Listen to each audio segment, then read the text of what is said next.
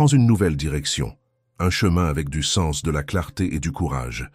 Laisse derrière toi tout ce qui ne reflète plus qui tu es. Les vieux schémas qui t'enchaînent, les choix automatiques, les justifications déguisées en raisons qui te maintiennent figé, même quand ton âme supplie pour le changement. Il est temps de lâcher le poids de ce qui te tire en arrière et de faire de la place à ce qui essaie d'éclore en toi.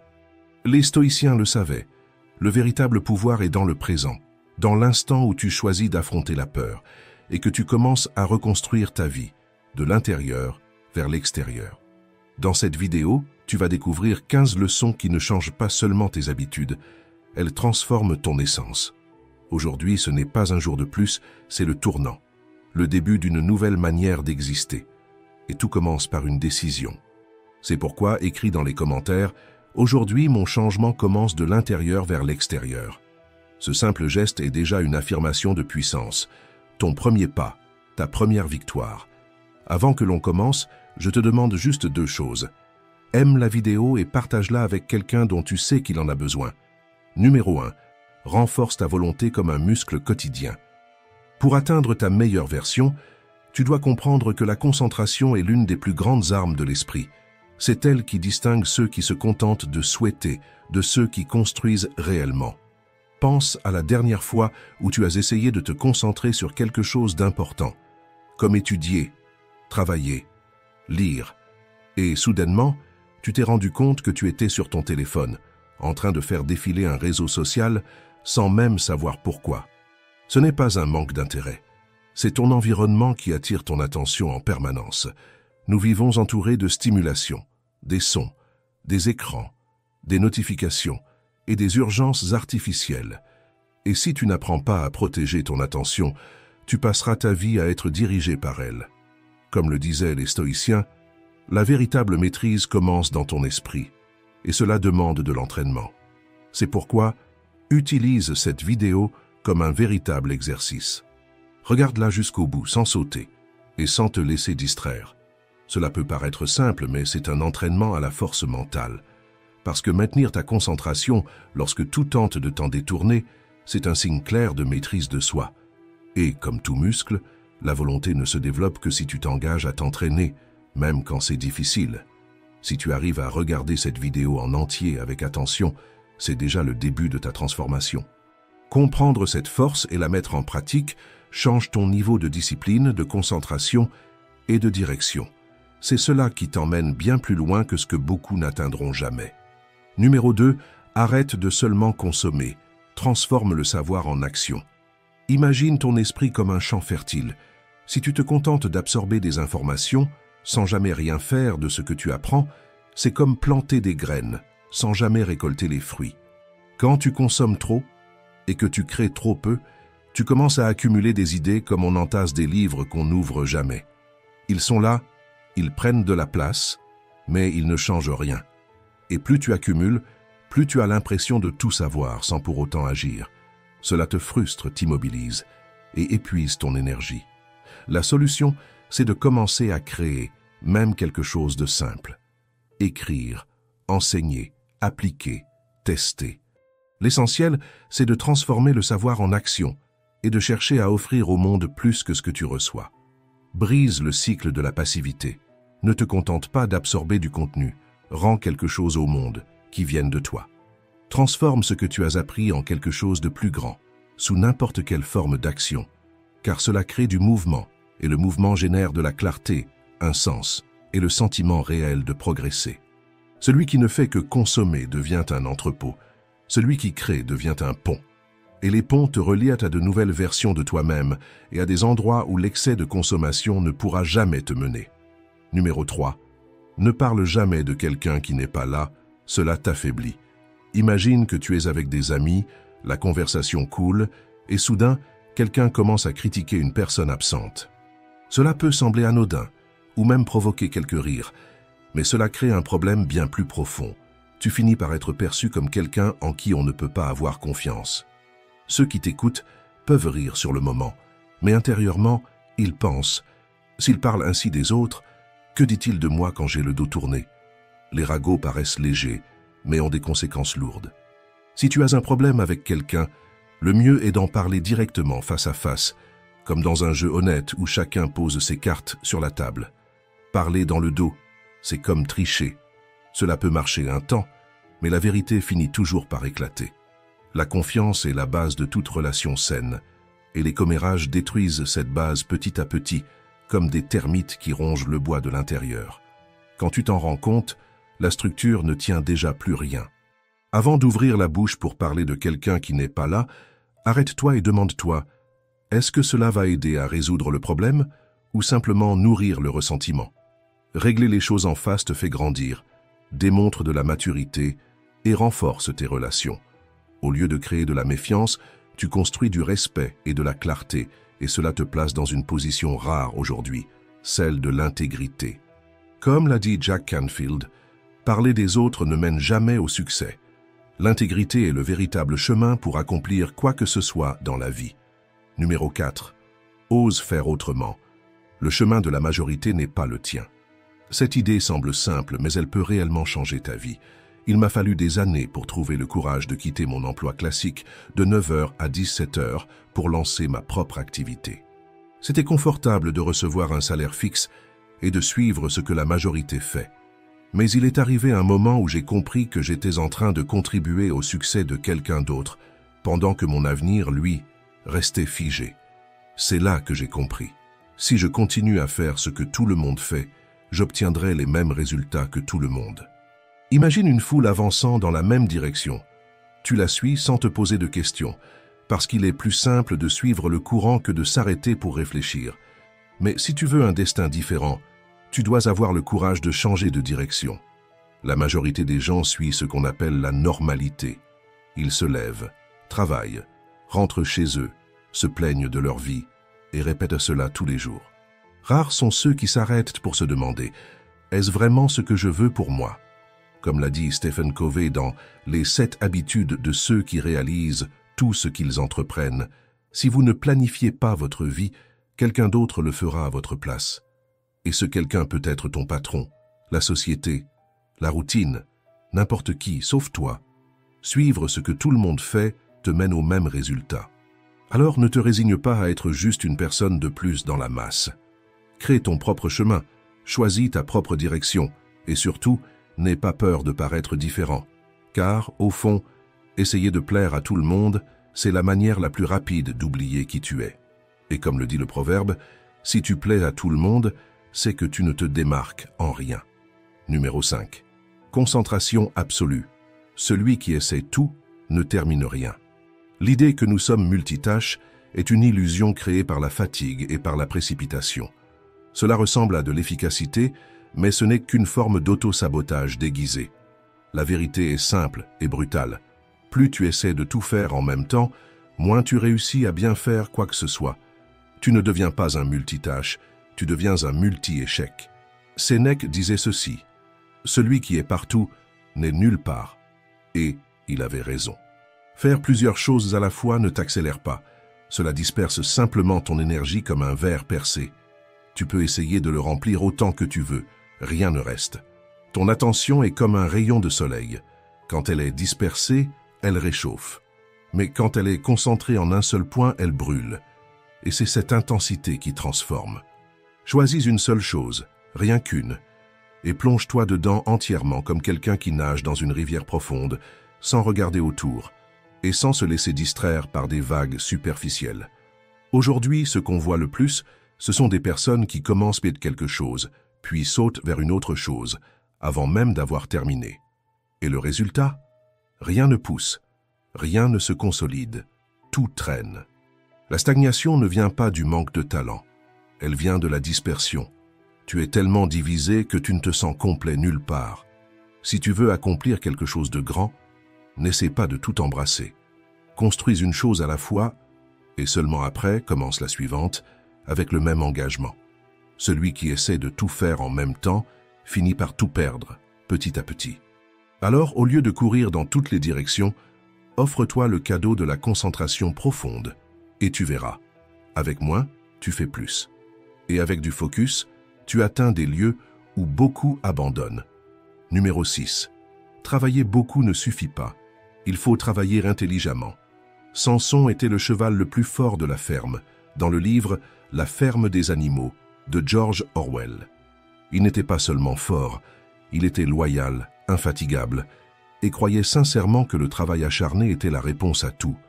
Chaque jour, du lever au coucher du soleil, il tirait des charges, construisait des murs et répétait, épuisé, « Je travaillerai encore plus ». Il pensait que l'effort à lui seul allait tout résoudre, mais il n'a jamais pris le temps de se demander s'il mettait sa force au bon endroit. Et au final, même après avoir tout donné, il n'a récolté qu'un mal de dos. Il a été mis de côté, non pas à cause d'une faute qu'il aurait commise, mais parce qu'il n'a jamais appris à penser avant d'agir. Beaucoup de gens vivent ainsi. Ils travaillent jusqu'à l'épuisement. Ils se donnent, se dévouent et se consument, mais ne se demandent jamais « Est-ce que tous ces efforts me mènent là où je veux aller ?» Et cette croyance est difficile à briser. On a grandi avec l'idée que travailler, c'est transpirer, se fatiguer, s'épuiser. Mais c'est un mythe. L'effort aveugle ne construit pas l'avenir. C'est la stratégie qui le fait. Travailler intelligemment, ce n'est pas être paresseux, c'est être précis. Pense à quelqu'un qui essaie de couper un arbre avec un couteau de cuisine. Il pourrait y passer la journée entière, à s'épuiser.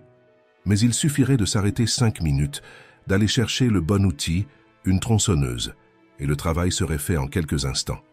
Cette pause change tout. Elle sépare ceux qui s'obstinent de ceux qui progressent.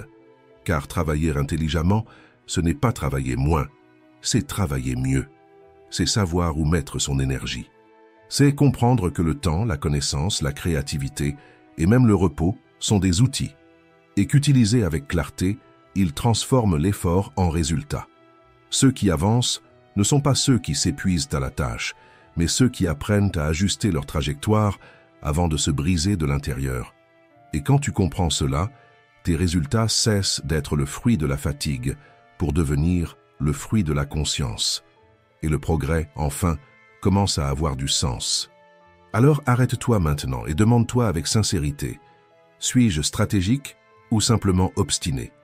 Numéro 7. Si quelque chose te dérange, change-le ou arrête de te plaindre. Se plaindre est devenu la langue officielle de ceux qui ont renoncé à agir. La plupart des gens ne veulent pas une solution, ils veulent un public. Ils veulent valider leur douleur en racontant et en racontant encore la même histoire, comme si répéter le problème allait en alléger le poids. Mais cela ne soulage rien, cela l'amplifie. Se plaindre, c'est comme s'asseoir dans un fauteuil à bascule. Cela t'occupe, mais ne te mène nulle part. Quand j'étais plus jeune, je croyais que se plaindre était juste une façon de se défouler. Mais avec le temps, j'ai compris que 80% des gens se moquent de tes problèmes et que les 20% restants sont peut-être même soulagés de ne pas être à ta place. Si quelque chose ne va pas, tu as 2 choix, changer ou t'adapter. Continuer à te plaindre, c'est comme payer des intérêts pour quelque chose que tu n'essaies même pas de résoudre. Et souviens-toi, tout dans la vie a un coût. Si ce n'est pas de l'argent, c'est du temps. Je me souviens d'un débat avec un ami qui croyait aux choses gratuites, et je lui disais, rien n'est gratuit. Si on ne te demande pas d'argent, on va te prendre ton attention, ton temps ou ta paix. Se plaindre, par exemple, peut sembler inoffensif, mais cela te vole des minutes, de l'énergie, de la motivation, et t'éloigne de la seule chose qui transforme vraiment la vie, l'action. Tu peux avoir 20, 30 ou 50 ans. Si tu passes tes journées à te plaindre, tu finiras par te retourner et découvrir que tu as passé toute une vie à parler de problèmes et presque jamais à les résoudre. Ne gaspille pas la ressource la plus précieuse qui existe, ton présent. Le temps ne revient pas, et celui qui se plaint trop risque de ne jamais avancer.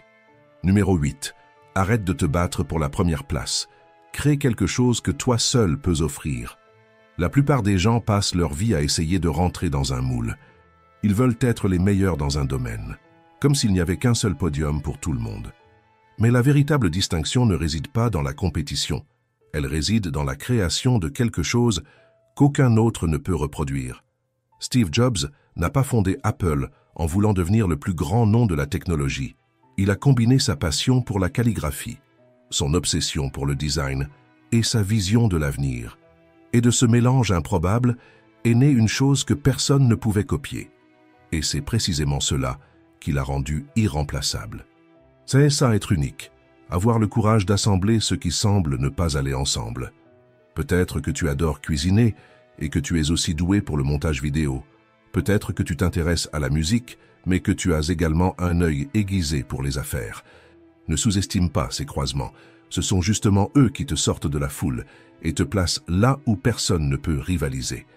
Arrête d'essayer de gagner la course des autres, trace ton propre chemin. Car être le meilleur t'enchaîne encore à la comparaison. Mais être le seul te donne la liberté. Être le meilleur peut t'emmener au sommet. Être le seul fait de toi quelqu'un qu'on ne peut pas remplacer. Numéro 9. Accepte le changement. Il n'est pas venu te punir mais te mettre en mouvement. La première impression que provoque le changement, c'est la menace. Il arrive sans prévenir, détruit tes certitudes, te retire le sol sous les pieds et rend tout instable.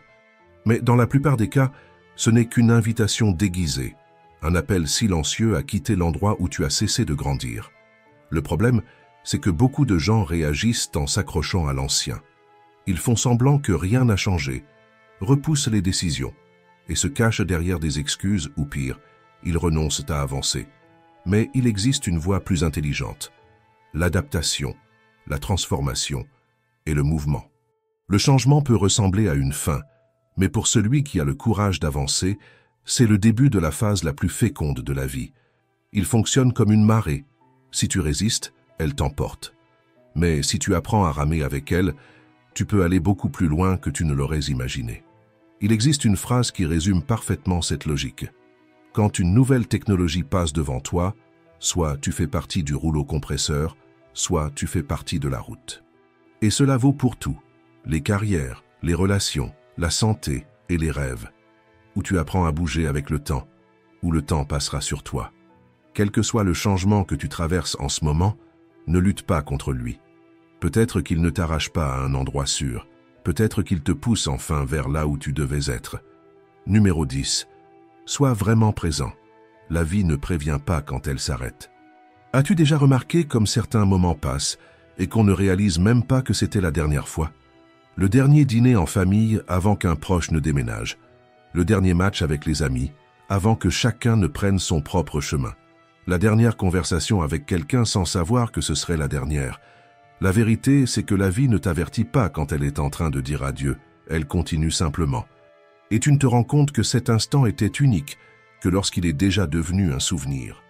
Le problème aujourd'hui, c'est que tout doit être publié, partagé, exposé. Et cela fait que beaucoup de gens sont présents seulement par le corps, mais absents par l'âme. La personne est à un anniversaire, mais sur son téléphone. Elle est face à un coucher de soleil, mais pense déjà à la prochaine story. Elle est avec quelqu'un, mais l'esprit ailleurs.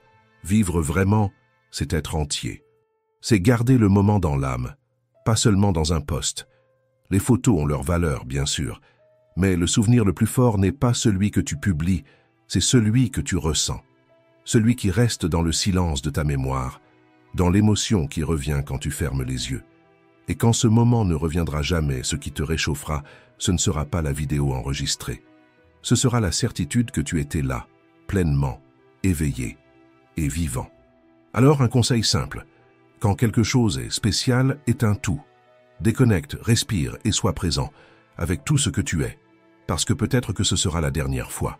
Et au final, ce qui restera, ce ne sera pas ce que tu as posté, mais ce que tu as vraiment vécu. Numéro 11. Présente-toi comme la personne que tu veux devenir. La manière dont tu entres dans un lieu raconte déjà ton histoire. Sans dire un mot, la façon dont tu t'habilles, dont tu marches, dont tu salues, dont tu regardes dans les yeux, tout cela parle pour toi. Si tu veux être regardé avec respect, tu ne peux pas arriver comme si tu demandais pardon d'exister. Tu dois occuper ta place avec assurance, pas avec arrogance mais avec conscience. Pense à cela comme à la création d'un personnage, mais pas dans un jeu vidéo. Un personnage de chair, d'os et d'attitude. Pas pour faire semblant d'être quelqu'un d'autre, mais pour activer la version la plus forte, la plus lucide, la plus présente de celui que tu es déjà, à l'intérieur, mais qui dormait encore. De simples détails en disent long. Être ponctuel, par exemple, est déjà une déclaration silencieuse. Je suis fiable, je respecte le temps des autres, je prends ce que je fais au sérieux. Arriver en avance n'est pas juste une habitude, c'est une identité. Car celui qui est toujours en retard envoie un message dangereux. Celui que tout peut attendre, y compris sa propre évolution. La règle est simple et puissante. Celui qui veut être pris au sérieux n'arrive pas en retard. Celui qui veut laisser une trace arrive avec présence. Sois toi-même, oui, mais sois ta meilleure version, du premier pas jusqu'au dernier regard. Numéro 12. Souviens-toi de la mort et vis ce qui est encore entre tes mains. Je sais que ce n'est pas un sujet facile à affronter, mais faire semblant que la mort n'existe pas, c'est vivre comme si le temps était infini. Et il ne l'est pas. Croire que nous avons tout le temps du monde nous rend distraits. Cela nous pousse à repousser des conversations, à retenir nos sentiments et à remettre nos rêves à plus tard. Et ce n'est que lorsque nous perdons quelqu'un, ou que nous manquons de peu de le perdre, que tout prend une nouvelle perspective. Le travail, les obligations, les exigences, tout ce qui semblait urgent perd soudainement son importance. Et alors seulement, nous voyons ce qui a toujours été là, ce qui compte vraiment. Mais, et si tu choisissais de vivre avec cette clarté maintenant, sans avoir besoin d'une tragédie pour te réveiller? Les stoïciens pratiquaient cela chaque jour. Ils appelaient cela « memento mori ». Souviens-toi que tu vas mourir. Non pas comme une menace, mais comme une boussole. Un rappel constant que la vie est brève et qu'elle doit donc être vécue pleinement. Quand tu comprends que tu pourrais ne plus être là demain, tu commences à faire des choix différents aujourd'hui. Tu laisses tomber les disputes inutiles, tu te détaches des poids qui te ralentissent, tu t'éloignes de ceux qui vident ton énergie et tu te rapproches de ce qui te fait te sentir vivant. Tu commences à dire ce que tu ressens sans attendre le moment parfait. Tu valorises les petits gestes, les étreintes prolongées, les mots encore tus, et tu te mets à vivre avec présence, avec sincérité. Non pas plus tard, mais maintenant. Réfléchis sincèrement. Si aujourd'hui était ton dernier jour, qu'est-ce qui resterait en suspens? Qui as-tu besoin de pardonner? Que dois-tu dire? Qui aimerais-tu serrer une dernière fois dans tes bras? Ignorer la mort t'affaiblit. S'en souvenir te libère, parce qu'il n'y a rien de plus urgent que de vivre vraiment. Alors, arrête-toi un instant, respire profondément et demande-toi avec courage, qu'est-ce que je suis encore en train de repousser et pourquoi? Numéro 13. Le rejet ne définit pas ta valeur, il révèle ta direction. La plupart des gens voient le rejet comme une attaque directe contre leur identité, comme si un « non » signifiait « tu n'es pas assez bien ». Mais la vérité est souvent tout autre, ce n'est pas toujours à propos de toi. Parfois, c'est à propos de ce que l'autre recherche, croit ou est capable de voir à ce moment-là avec les outils limités qu'il possède. Tu peux être le soleil, et malgré tout, quelqu'un préférera l'ombre. Tu peux avoir du talent, de la préparation, de l'énergie, et entendre quand même un non. Et cela ne te diminue pas, cela te réoriente. Le problème commence lorsque tu intègres ce rejet comme un verdict sur ta valeur. Lorsque tu commences à croire que si tu as été refusé, c'est parce qu'il te manquait quelque chose. Cette pensée te paralyse, te ralentit et te fait douter. Et en peu de temps, tu commences à te modeler pour plaire, en essayant de correspondre à des attentes qui ne sont même pas les tiennes. C'est là que beaucoup se perdent. Ils confondent acceptation et valeur. Mais le rejet peut être un signal de direction, pas un signe d'échec. Il peut être l'avertissement que ce chemin-là ne t'aurait pas mené là où tu veux réellement aller. Et ce qui fait mal aujourd'hui fera peut-être sens demain. Utilise ce non comme un miroir, mais pas comme un miroir qui te déforme. Comme un miroir qui t'indique où ajuster, où progresser et où persévérer. Jamais comme un miroir qui te pousse à abandonner qui tu es. Et si tu veux un conseil puissant, ne cherche jamais à rentrer dans des endroits qui te rétrécissent. Fais l'inverse. Grandis jusqu'à ne plus avoir besoin d'eux. D'ailleurs, tu ne t'en rends peut-être pas compte, mais il y a déjà quelque chose en toi qui te place en avance. Cela peut être ton histoire, une douleur qui t'a appris plus que n'importe quelle formation, un talent sous-estimé, un contact précieux, ou simplement le fait que tu n'as jamais abandonné. Alors, la prochaine fois que tu es rejeté, ne te rabaisse pas. Peut-être que ce qui t'a exclu aujourd'hui est en vérité en train de te protéger d'un endroit où tu n'aurais jamais dû te retrouver. Peut-être que ce « non » qui t'a blessé est exactement l'élan qu'il te manquait pour trouver ton propre chemin. Tu n'as pas besoin d'être accepté par tout le monde. Tu dois être fidèle à toi-même. Et parfois, cela demande le courage de continuer seul, jusqu'à trouver ceux qui reconnaissent ce que tu portes. Car le secret n'a jamais été d'être comme tout le monde.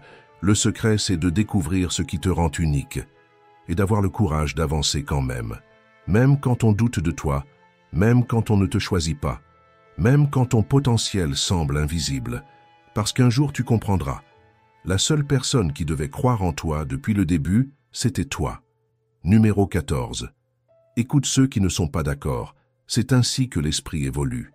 Beaucoup de personnes vivent enfermées dans une bulle sur les réseaux sociaux et ne supportent pas que leurs valeurs soient remises en question.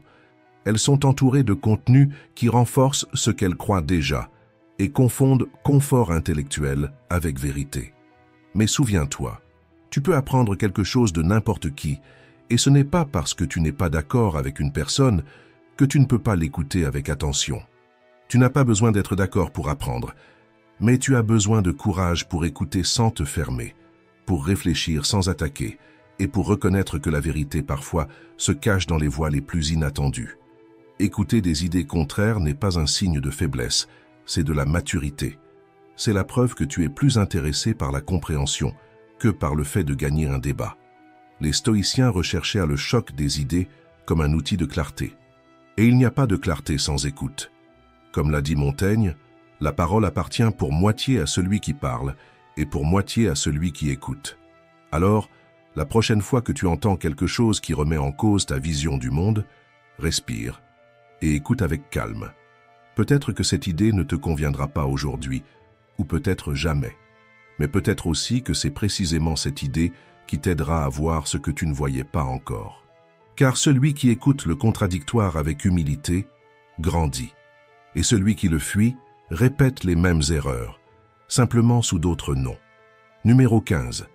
Laisse-toi guider par ta vision et non par tes peurs. Certaines personnes vivent comme si elles étaient toujours sur le point de tout perdre.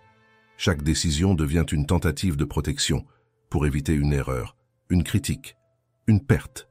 Mais celui qui vit en se concentrant sur ce qu'il craint ne voit plus ce qu'il pourrait construire, seulement ce qui pourrait s'effondrer. La peur est une excellente alarme, mais un très mauvais guide. Elle t'alerte quand quelque chose semble dangereux, mais ne te montre jamais la direction à suivre. Si tu suis les signaux de la peur comme une carte, tu tournes en rond. Tu auras l'impression d'être occupé, mais tu seras immobile, vivant, mais déconnecté, protégé, mais vide. Celui qui agit par peur vit en réaction. Il attend toujours le pire et reste prisonnier de scénarios qui n'existent même pas encore. Et même quand tout semble aller bien, il se sent simplement en train de respirer entre deux menaces. C'est une vie où rien ne pousse. On conserve, mais on n'évolue pas. La vision, c'est l'inverse de cela.